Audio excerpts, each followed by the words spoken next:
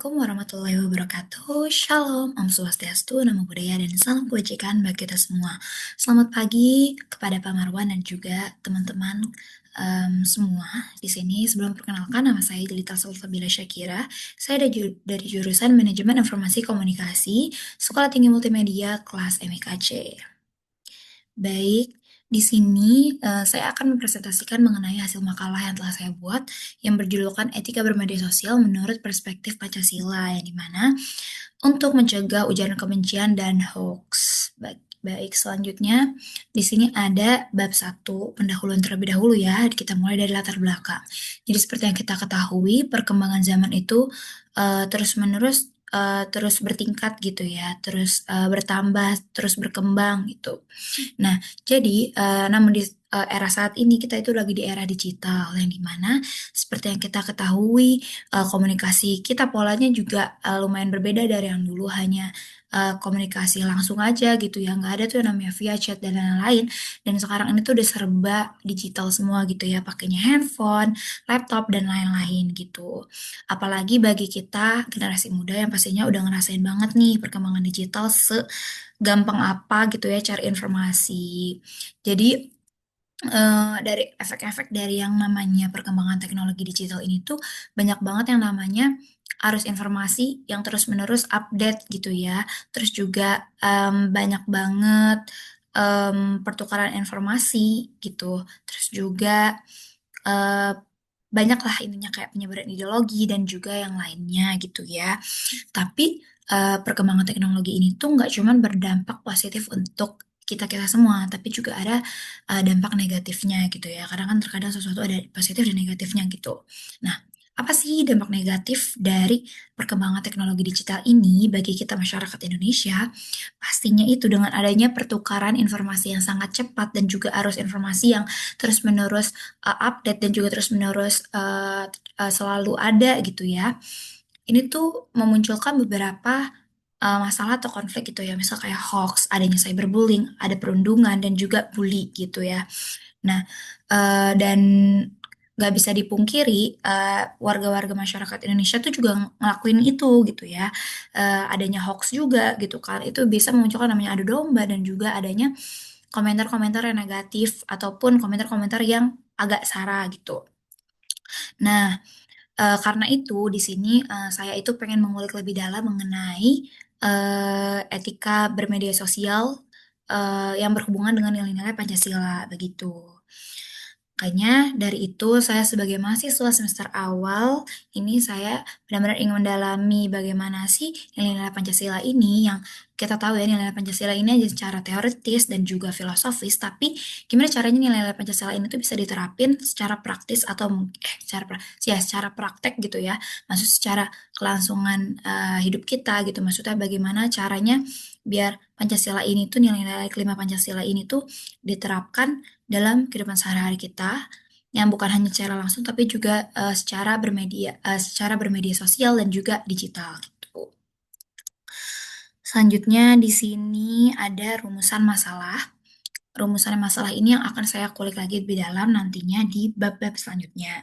Nah, jadi yang pertama di sini pastinya kita cari tahu dulu dan jelasin dulu apa dong etika bermedia sosial itu dalam konteks masyarakat digital.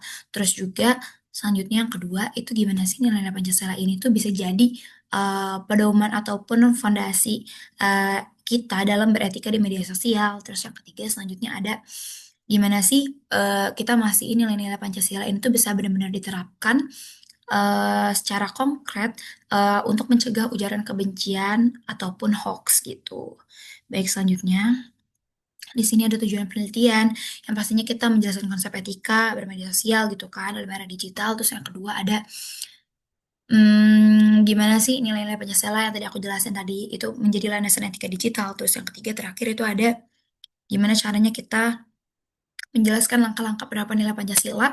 Gimana nih tutornya kita nerapin nilai Pancasila tapi bertujuan untuk yang namanya menghindari hoax dan juga kebencian. Selanjutnya ada manfaat penelitian, ada tiga ya, ada teoritis, praktis, dan juga edukatif. Yang pasti kalau teoritis itu kayak memberikan pemahaman yang lebih dalam lagi, memberikan pemahaman konseptual gitu ya, mengenai apa sih namanya hubungan antara nilai Pancasila dan juga etika digital gitu ya. Apa sih hubungan kedua ini? Apakah nilai Pancasila ini ada hubungannya dengan etika digital? Terus juga yang kedua ini ada manfaat praktis. Ini ya pastinya gimana sih cara mahasiswa ini menggunakan media sosial secara baik dan benar gitu ya, secara sopan santun dan juga bertanggung jawab. Terus selanjutnya di sini ada manfaat edukatif. Jadi manfaat edukatif di sini itu untuk pastinya literasi digital kita aku harap bisa meningkat dan juga bisa kita kenalin gitu loh hoax-hoax dan juga ujaran kebencian yang harusnya dibatasin dan nggak terus-menerus terjadi gitu adalah pengurangan gitu. Baik, selanjutnya di sini ada bab 2, langsung aja kita ke kajian teoritis. Jadi seperti sebelum kita masuk ke dalam-dalam dulu nih, kita harus tahu dulu dong nih etika, konsep etika tuh gimana dan juga moral dalam kehidupan modern saat ini gitu ya. Seperti yang kita tahu ya, udah kita baca, belajar sosiologi dan lain-lainnya, etika itu kan berasal dari bahasa Yunani, ethos gitu kan, yang berarti kebiasaan, karakter gitu dan lain-lain. Nah, tapi ya intinya itu etika itu tuh yang bisa nilai-nilai gitu loh, kayak yang ngebedain mana yang baik dan juga mana yang buruk gitu ya. Tapi apakah etika itu atau konsep etika dan juga moral itu sangat penting ya di era digital saat ini? Menurut aku sangat penting banget nih, karena ya pastinya dengan kita cara komunikasi dengan pola komunikasi udah beda dengan cara kita komunikasi udah kayak ngetik aja gitu ya chat tek, tek, tek, nggak usah ngomong itu tuh menurut aku agak sensitif gitu ya jadi kayak agak rawan gitu karena terkadang kita itu nggak sadar apa yang kita ketik nggak sadar apa yang menurut kita itu jokes itu menyakiti hati orang lain gitu ya jadi di sini pastinya etika dan moral dalam kehidupan bermedia digital itu sangat-sangat penting banget gitu. Karena dengan kita bermedia digital baik ataupun benar itu mencerminkan kita baik buruknya gitu. Selanjutnya di sini ada etika bermedia sosial. Sebenarnya etika bermedia sosial ini itu gimana sih cara kita berinteraksi di media sosial itu dengan baik gitu ya, dengan baik dan benar. Nah, di sini sebenarnya ada banyak ya pastinya harus kayak eh jujur gitu ya. Di sini ada poin-poinnya itu ada jujur, di sini ada poin-poinnya ada jujur, ada tanggung jawab, ada menghormati orang lain, ada kesadaran sosial dan juga tidak merugikan. Jadi yang jujur pertama, ya pastinya kita harus jujur dong dalam menyebarkan informasi. Terkadang tuh hoax itu ya ada itu unsur ketidakjujurannya gitu kan. Jadi mereka kayak ngarang atau mungkin melebih-lebihkan. Jadi mereka ini ada hubungannya sama yang kejujuran ini ada hubungan sama tanggung jawab. Jadi mereka ini jatuhnya tidak tanggung jawab atas informasi yang mereka sebarkan gitu. Selanjutnya ada menghormati orang lain. Pastinya kita harus menghormati orang lain. Kalau misalnya ada orang lain ngepost gimana-gimana, ya udah kita nggak usah tuh namanya hate speech atau mungkin kayak nggak perlu komentar-komentar yang buruk gitu ya. Kayak kita perlu yang namanya adanya menghormati orang lain. Kan kita juga demokrasi gitu ya. Jangan selalu menghakimi. Terus yang keempat itu ada kesadaran sosial. Nah, kesadaran sosial di sini itu kayak kita lebih peka lagi nih kayak ketikan kita, akan komentar kita yang akan kita sampaikan ke orang lain, itu kita harus lebih peka lagi. Dan yang kelima, itu tidak merugikan. Ya, pastinya kalau misalnya kita udah hoax, udah kayak, apa ya namanya tuh, pemalsuan informasi gitu loh, itu pastinya udah ngerugin orang kan. Nah, jangan sampai kita tuh kayak bisa-bisanya menyebarkan informasi-informasi yang tidak ada kebenarannya. Terus selanjutnya di sini ada ujaran kebencian dalam media sosial. Nah, ujaran kebencian dalam media sosial itu ya seperti komen dan gitu-gitulah ya intinya. Ya pastinya kalian tahu. Nah, ini tuh bentuknya ada apa aja sih? Bentuk itu ada penghinaan berbasis sara, ada perundungan dalam komentar yang biasanya sering banget tuh kita lihat di komentar-komentar TikTok, Instagram dan lain-lain. Terus juga ada provokasi politik yang memecah belah. Dan ini tuh sering banget juga ya teman-teman provokasi politik yang memecah belah gitu. Kadang kan ini juga tergantung kitanya juga gitu loh bisa memilih apa enggak. Terus juga ada stereotip atau generalisasi ekstrim gitu ya. Jadi kayak bagi kita gitu loh, bagi mahasiswa semester awal ataupun bagi mahasiswa lainnya serta masyarakat Indonesia, fenomena ini tuh pastinya sering banget kita lihat gitu ya. Dan harusnya dengan aku mengangkat tema ini, aku harap kita bisa lebih mengurangkan yang namanya hate speech, hoax, dan juga perundungan gitu-gitu ya. Oke, selanjutnya ada hoax dan dampaknya. Jadi, seperti yang kita tahu, hoax itu adalah penyebaran informasi palsu gitu ya, yang dimana itu bisa memperkeruh eh, apa namanya nih opini publik gitu ya. Terus juga dampaknya itu ada banyak ya. ada banyak, cuma di sini aku sebutin ada merusak reputasi seseorang. Pastinya dengan hoax ini kan kita ngasih informasi palsu, itu bisa merusak informasi seseorang.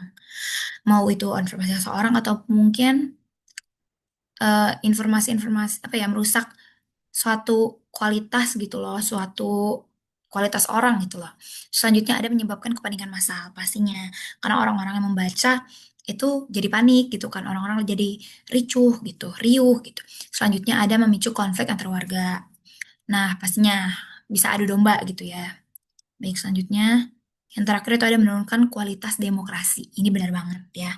Dengan kita berkomentar yang enggak, bukan berkomentar doang, dengan kita menyebarkan informasi palsu gitu ya. Jatuhnya orang-orang menilai kita ini tuh adu domba negara kita sendiri gitu, atau mungkin intinya kualitas demokrasi kita menurun gitu loh. Karena kan kita kan demokrasi yang memang berkebebasan berpendapat.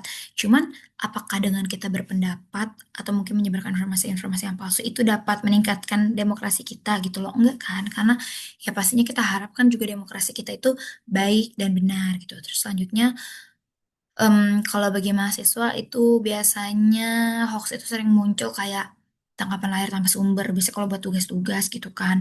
Terus juga ada pesan berantai, terus juga ada judul artikel yang sensasional gitu. Terus selanjutnya di sini ada Pancasila sebagai sistem etika. Nah, Pancasila sebagai sistem etika ini menurut Noto Nagoro ini tuh sebagai Pancasila itu ada sistem etika. Bener banget ya menurutku karena kelima isinya ini tuh sangat-sangat berdaging ya. Seperti yang kita tahu, ketuhanan Maha Esa, kemanusiaan yang beradab, keadilan sosial bagi seluruh masyarakat Indonesia, kerakyatan yang dipimpin oleh hikmat kebijaksanaan dan permusyawaratan perwakilan, keadilan sosial bagi seluruh masyarakat Indonesia. Nah, lima-lima nilai ini tuh sangat-sangat berpengaruh dalam bermedia digital gitu. Jadi lima nilai ini sangat eh, menjadi fondasi kita ketika kita ingin berperilaku atau bertindak di media sosial gitu. Selanjutnya di sini ada tantangan etik. Selanjutnya ada di bab 3 ini ya, ada pembahasan. Ini tuh ada tantangan etika mahasiswa di era digital gitu ya. Ini banyak banget tantangannya karena dengan adanya kebebasan ini kita tuh kadang terlalu jadi bebas gitu ya. Kita nggak punya tahu, kita terkadang nggak sadar batasan-batasan yang harusnya kita ikutin gitu. Jadi di sini ada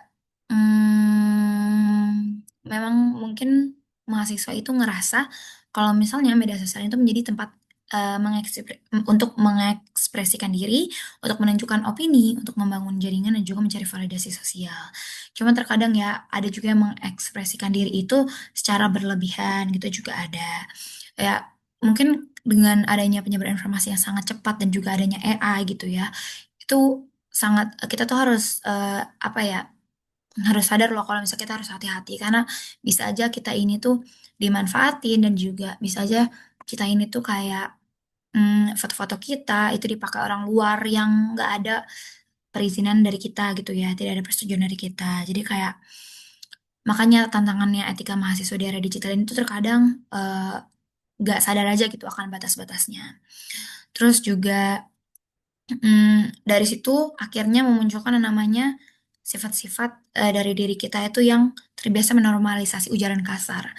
Sebenarnya tanpa disadari tuh teman-teman, terus juga masyarakat lainnya itu tuh sering banget normalisasi ujaran kasar ini. Kayak yang kita pikir jokes itu terkadang yang nggak semua orang anggap itu jokes gitu kan. Juga kayak em, apa ya, kita tuh nggak sadar kalau kita tuh juga ngelakuin perundungan di media sosial gitu. Kita juga ngelakuin cyberbullying. Terus selanjutnya ada mengikuti tren tanpa berpikir kritis. Ya, kita tahu FOMO, fear of missing out, itu udah sering banget dilakukan masyarakat, apa namanya, mahasiswa, masyarakat, dan juga anak-anak generasi muda sekarang ya. Terkadang ada sih menurut aku tuh kayak tren-trennya itu nggak make sense aja gitu, yang nggak patut untuk diikutin. Jadinya kayak ya udah gitu kita terkadang nggak berpikir kritis tapi harusnya ya kita sebagai mahasiswa nih apalagi kita sebagai pelajar gitu ya harusnya udah bisa gitu loh berpikir kritis dan nentuin mana yang cocok kita ikutin mana yang enggak gitu. Selanjutnya ada menyebarkan informasi tanpa verifikasi ya, ini dari hoax ini kita nggak apa namanya verif lagi, kita nggak apa sih namanya cari tahu lagi, itu ya bisa memunculkan konflik-konflik dan juga merecohkan opini publik gitu ya. Terus selanjutnya terlibat dalam cyberbullying. Nah, cyberbullying itu kayak perundungan gitu yang tadi aku bilang. Nah, dari apa namanya nih, dampak-dampak atau mungkin tantangan-tantangan yang tadi aku sebutin sebelumnya, itu tuh nunjukin bahwasannya internalisasi Pancasila ini tuh belum sepenuhnya hadir dalam praktik digital sehari-hari. Jadi kayaknya kelima nilai Pancasila ini nih yang tadi aku sebutin itu kayaknya belum benar-benar ke belum belum benar-benar keterrealisasikan gitu ya di kehidupan kita gitu sebagai masyarakat Indonesia. Jadi kayak hanya sebagai teoritis, hanya sebagai omongan doang. Tapi kita nggak sadar kalau misalnya kita sebenarnya juga ngelanggar lima nilai ini gitu. So, selanjutnya di sini ada penerapan nilai Pancasila dalam etika bermedia sosial.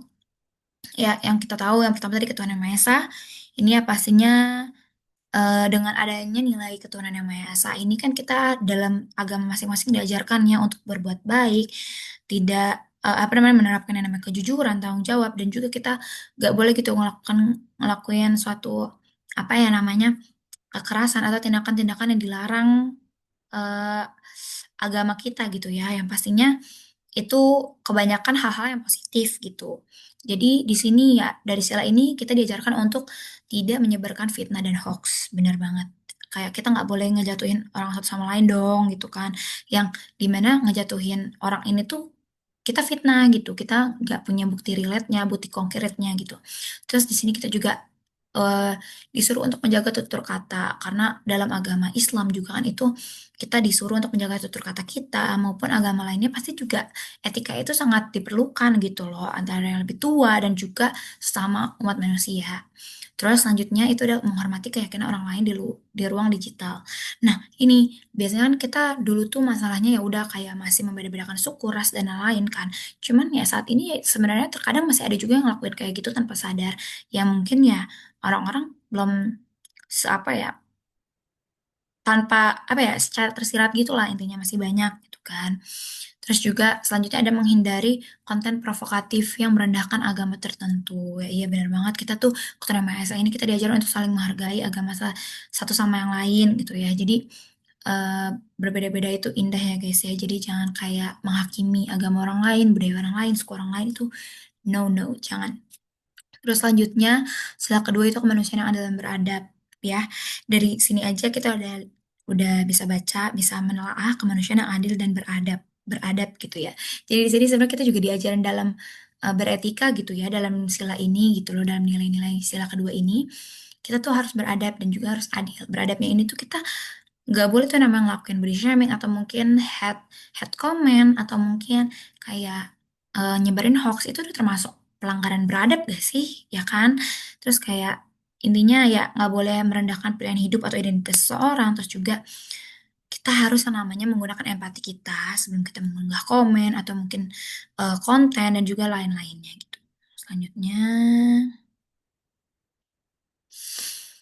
ada sila ketiga itu Persatuan Indonesia. Di sini yang namanya persatuan ya kita pasti ngehindarin yang namanya keributan. Dan keributan ini biasanya terjadi akhir-akhir ini ya. Terjadi gara-gara eh, konflik-konflik yang aku sebutin sebelumnya.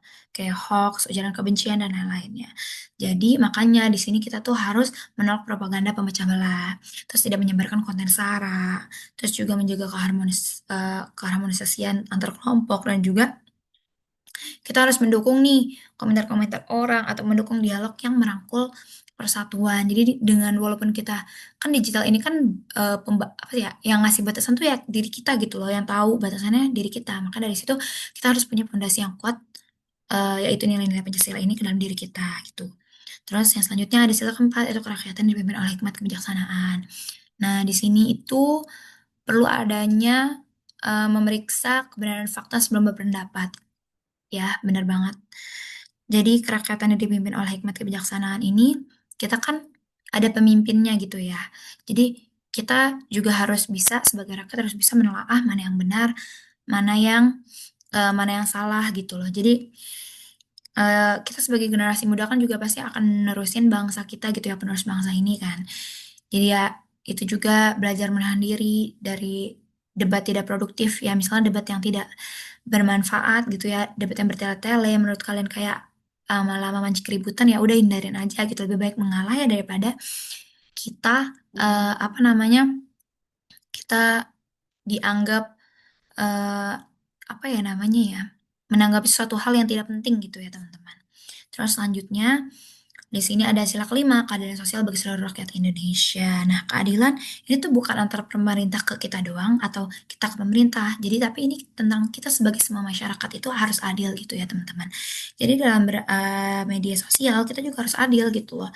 Kita harus memberikan informasi-informasi yang memang fakta gitu loh, yang real gitu loh, yang gak hoax gitu kan, kayak menyebarkan informasi edukatif ya kan.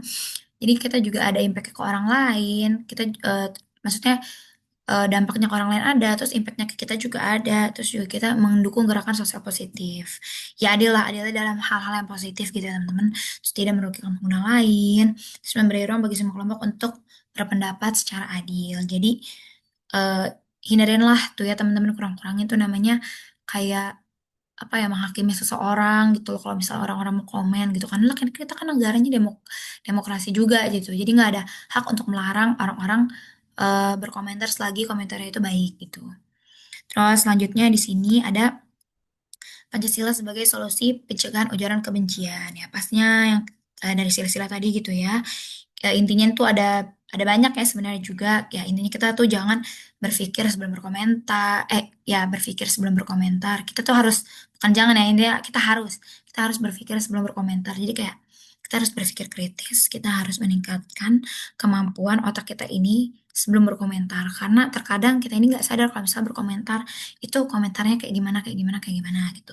Terus selanjutnya ada menghindari polaritas ekstrim ya. Jadi kita jangan terpancing tuh yang namanya sama provokasi-provokasi. Kita harus cari tahu dulu kebenarannya dan juga jangan mudah teradu domba gitu. Terus selanjutnya menggunakan empati digital. Nah, terkadang empati digital itu lebih susah diterapkan daripada empati secara langsung ya.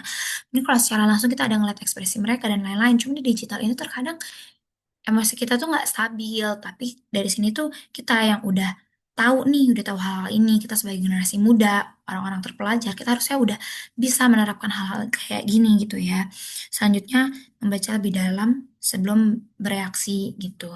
Jadi kita harus meningkatkan literasi digital kita lah gitu lah ya. Karena lihat-lihat kayaknya literasi digital kita tuh kualitasnya sangat rendah dan maka dari itu kita harus bisa meningkatkan literasi digital kita sebagai masyarakat Indonesia gitu. Selanjutnya, Pancasila sebagai dasar melawan hoax. Betul banget, aku setuju banget. Kelima nilai Pancasila ini sangat bisa untuk melawan hoax ya. Karena tadi yang beradab, adil, itu seharusnya dengan kita menerapkan nilai-nilai lima ini, harus kita udah bisa menjauhkan yang namanya hoax gitu. Yang pertama, kita harus verifikasi, ya kan? Kita harus verifikasi berita-berita tersebut. Jangan udah hoax kita sebarin lagi, gitu. Jangan kalau kita nggak tahu pasti kita sebarin lagi, gitu. Kita harus cari tahu dulu, verifikasi dulu. Terus kita nggak boleh yang namanya tuh kayak eh, apa ya, kayak namanya nih menambah-nambah kepanikan yang berlebihan gitu loh. Ya, ininya sesuai nilai kemanusiaan dan persatuan. Terus selanjutnya bijak dalam berbagi. Ya, itu ada di sila keempat. Terus menyebarkan informasi yang bermanfaat sesuai sila kelima. Gitu. Terus selanjutnya ada media sosial sebagai wadah internalisasi Pancasila. Ya, pastinya ya, media sosial ini sangat menjadi wadah internalisasi Pancasila karena kalau misalnya media sosial ini digunakan dengan tepat, banyak kok dampak-dampak positif yang bakal kita terima. Jadi sebenarnya itu tergantung dari diri kita masing-masing juga gitu ya. Bisa kita manfaatin media sosial itu untuk kampanye toleransi, edukasi politik sehat, gerakan anti hoax, dan juga ruang solidaritas kemanusiaan. Dan kayak sayang aja gitu loh dengan adanya kemajuan teknologi saat ini, tapi kita malah manfaatin dengan ujaran-ujaran kebencian gitu kan sayang banget teman-teman. Oke, lanjut. Udah sampai di bab 4 yaitu penutupan. Di sini kesimpulannya ya intinya itu nilai-nilai Pancasila ini tuh merupakan fondasi yang sangat kuat gitu ya teman-teman untuk pegangan kita dalam bermedia sosial dalam arus informasi yang sangat cepat ini. Kelima nilai Pancasila ini sangat dan harus terus diterapkan gitu ya dalam kehidupan kita ketika bermedia sosial. Nah, terus juga di sini dari lima Pancasila ini kita juga diajarin tata krama, komunikasi secara digital, dan juga kita bisa namanya ngurangin ujaran-ujaran kebencian gitu. Ya intinya di sini kalau ketuhanan yang Maha Esa itu mengarahkan penggunaan media sosial berlandaskan nilai moral yang tidak menyebarkan kebohongan atau fitnah gitu ya. Karena dalam agama kita masing-masing juga diajarkan untuk berbuat baik gitu ya, tidak menghakimi orang lain gitu. Nah, selanjutnya ada kemanusiaan yang adil dan beradab. Ini kita harus menghargai orang lain gitu ya. Terus juga kita eh, menghindari konten-konten yang merendahkan, terus kita menghindari namanya perundungan, terus juga persatuan Indonesia, kita nggak boleh memecah belah bangsa kayak yang tadi tuh bisa dari hoax, bisa dari ujaran kebencian itu bisa memecah belah bangsa. Jadi hindarin tuh guys dari persatuan Indonesia. Terus juga dari nilai kerakyatan yang dipimpin oleh hikmat kebijaksanaan dan permusyawaratan perwakilan. Itu di sini kita harus disuruh ditegaskan untuk menerapkan sifat atau jiwa kepemimpinan secara bijak gitu ya. Dengan adanya nilai ini kita tuh bisa lah gitu jadi masyarakat yang lebih tinggi lagi yang namanya lebih tinggi lagi literasi digitalnya, kualitas literasi digitalnya. Terus lebih berkualitas lah gitu loh dalam mengeluarkan pendapat, jangan asal ceplas-ceplos aja. Jadi harus lebih tersaring. Selanjutnya ada keadilan sosial bagi seluruh rakyat Indonesia. Di sini itu diharapkan dari nilai ini tercipta ruang digital yang aman, adil, dan tidak diskriminatif gitu ya. Dan dan dapat diakses secara bertanggung jawab oleh seluruh warga negara. Jadi intinya perilaku bermedia sosial ini itu bukan cuman ya udah kita asal-asal ketik kita kayak ya udah main-mainan doang, tapi ini juga em, di sini tuh kita ada tanggung jawab dalam menerapkan nilai-nilai Pancasila ke apa namanya penggunaan digital gitu. Selanjutnya di sini ada saran. Sebenarnya saran yang aku kasih ini tuh ya kita lebih pintar-pintar gitu lah ya kan sekarang udah canggih banget nih ada AI tapi kan AI juga banyak ada juga yang AI untuk verifikasi data itu juga ada terus juga ya sebenarnya tergantung diri kita memanfaatin yang baik atau enggak gitu jadi ya ada hal yang muncul ya kita manfaatinnya yang baik gitu loh jangan sampai kita malah gunain untuk ke site yang negatif gitu. Nah di sini ada saran untuk mahasiswa nih pengguna sosial. Ya, kita harus memiliki kesadaran kritis gitu ya. Ini benar banget nih untuk mahasiswa, kita harus memiliki jiwa yang kritis, pemikiran yang kritis gitu ya. Jadi kita harus verifikasi, membaca dari sumber terpercaya, ada verifikasi lagi itu kan ada link-linknya tuh. Kita bisa verif ini apa namanya beritanya hoax atau enggak gitu. Terus kita juga bisa lebih menyaring lagi nih komentar-komentar kita, karena terkadang kita generasi muda tuh nggak sadar ya apa yang kita ketik. Lanjut ke bagi institusi pendidikan, mungkin ini bisa diterapin dari segi pelajarannya gitu ya. Kita mengedukasi literasi digital kayak MTC ini kan udah ada mata kuliah literasi digital yang sangat-sangat bermanfaat banget untuk kita sebagai mahasiswa STMM gitu ya. Terus juga eh, selain dari kayak adanya mata kuliah biasa sehari-hari, eh, apa namanya institusi pendidikan ini juga bisa mengajarkan kita melalui seminar dan juga workshop ataupun kegiatan-kegiatan yang lainnya yang dimana itu akan memperkuat kita dalam eh, apa namanya memiliki etika yang baik dalam bermedia sosial. Terus selanjutnya bagi pemerintah dan pembuat kebijakan. Di sini pastinya pemerintah perlu adanya regulasi gitu ya dan pengawasan yang lebih ketat lagi nih terhadap penyebaran informasi yang saat ini terus tersebar, terus bertukaran gitu ya. Jadi apa ya lebih memperkuat pembentukan ruang digital yang aman dan adil gitu. Terus selanjutnya bagi masyarakat umum itu yang membangun budaya gotong royong digital. Ya kayak mengingatkan gitu ya, gotong royong di sini tuh nggak cuma secara langsung aja gitu ya, kita angkat barang-barang gitu, enggak juga. Cuman kalau misal cara digital ini ya kita saling ngingetin aja gitu ya, saling kayak, oh ini salah, ya udah kasih tau baik-baik gitu. Tapi jangan komentarnya negatif juga gitu, jangan terlalu menghakimi seseorang ini juga gitu ya. Karena kadang-kadang ada etika-etika atau mungkin ada orang yang bukan ada orang sih lebih tepatnya ya kita tahu lah gitu loh orang itu memiliki apa namanya perasaan gitu jangan sampai menyakiti perasaan orang lain gitu jadi lebih ke kesadaran gitu ya kesadaran kita itu harusnya menjadi kunci kita dalam berperilaku gitu Jadi menjadi kunci kita ini akan ngelakuin yang baik atau yang buruk gitu. Jadi, sekian, makalah yang saya jelaskan, presentasi makalah yang saya jelaskan. Mohon maaf apabila ada salah kata. Wassalamualaikum warahmatullahi wabarakatuh.